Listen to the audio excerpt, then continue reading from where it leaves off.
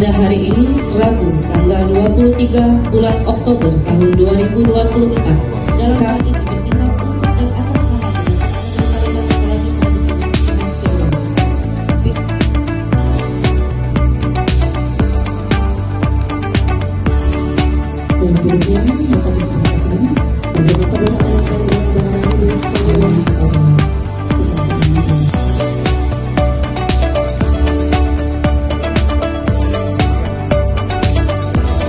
di bidang hukum perdata dan tata usaha negara, serta mengoptimalkan pelaksanaan koordinasi dan kerjasama pelaksanaan tugas dan fungsi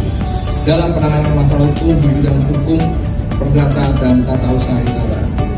Dan tentu